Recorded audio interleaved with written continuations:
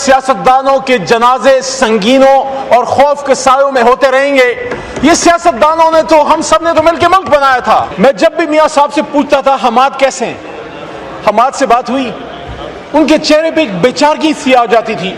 اور کہتے تھے بیٹا بات نہیں ہو سکی, پتہ نہیں حماد کیسا ہے. میاں اظہر صاحب کے کیا احساسات ہوں گے جو 16 مہینے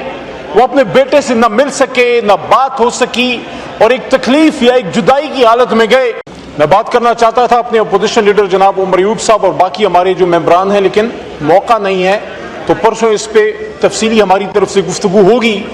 کہ جس طریقے سے ایک جمہوریت کا آپ سمجھیں ایک جنازہ پڑھا دیا گیا ہے کہ opposition leader in National assembly,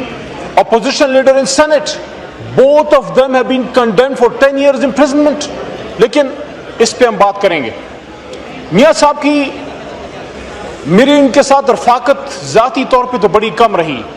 15-16 مہینے, لیکن ان کا بیٹا جو ہے چھوٹے بھائی کی طرح ہے حماد, اور اس کے ساتھ پارٹی میں بہت لمبا عرصہ گزرا. میاں صاحب کے پچھلے دور کی بات ہے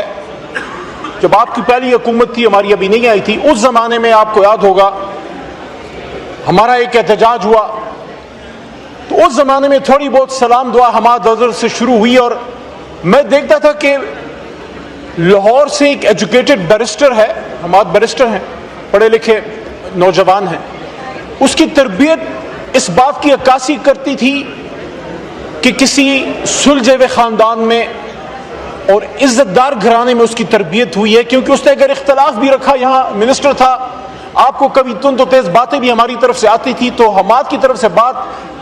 بہت ایک سلجھے ہوئے انداز میں سخت تنقید ضرور آتی تھی. وہ جب میں ان سے ملا, یقین کیجئے ایک ہوتی ہے لفاظی, ایک ہوتی ہے پرسن ایکسپیرینس. میاں اظہر صاحب سے جب میں ملتا تھا آئی ووڈ فیل کہ بالکل جو میرے مرحوم چچا شوکت علی خان صاحب, ان کی طرح کی فیلنگ مجھے ان سے آتی تھی. ایک دکھ البتہ آنریبل اسپیکر صاحب رہے گا, اور وہ یہ ہے کہ پچھلے 15-16 مہینے میں جب سے یہ نیا ایوان آیا ہے, نئی جو اسمبلی آئی ہے, میں جب بھی میاں صاحب سے پوچھتا تھا حماد کیسے ہیں, حماد سے بات ہوئی, ان کے چہرے پہ ایک بے-چارگی سی آ جاتی تھی اور کہتے تھے بیٹا بات نہیں ہو سکی, پتہ نہیں حماد کیسا ہے.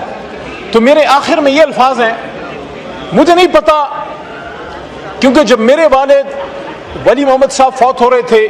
تو میرے ہاتھوں میں ان کی ڈیتھ ہوئی, بیمار تھے, میرے بھائی وغیرہ نہیں ہیں, تو میں ہی اکیلا تھا. تو مجھے اکثر یہ فیلنگ ہوتی ہے کہ روح نکلتے وقت باپ کے کیا احساسات ہوں گے, تو میاں اظہر صاحب کے کیا احساسات ہوں گے جو 16 مہینے وہ اپنے بیٹے سے نہ مل سکے, نہ بات ہو سکی اور ایک تکلیف یا ایک جدائی کی حالت میں گئے. میں ایک بات کو اپریشیٹ بھی ضرور کرنا چاہتا ہوں کہ چلیں جتنی بھی مخالفت تھی, لیکن کم از کم ان کی فوتگی کو اچھے طریقے سے ہو لینے دیا گیا. لیکن میں اس ایوان میں جاتے جاتے بس یہ سوال رکھنے دینا چاہتا ہوں, یہاں سینئر قیادت موجود ہے, سیاستدانوں کے جنازے سنگینوں اور خوف کے سایوں میں ہوتے رہیں گے. یہ سیاستدانوں نے تو ہم سب نے تو مل کے ملک بنایا تھا. کل بھی ایک احتجاج ہے, کس لیے؟ کیونکہ ایک سابق وزیر اعظم 750 دنوں سے جیل میں.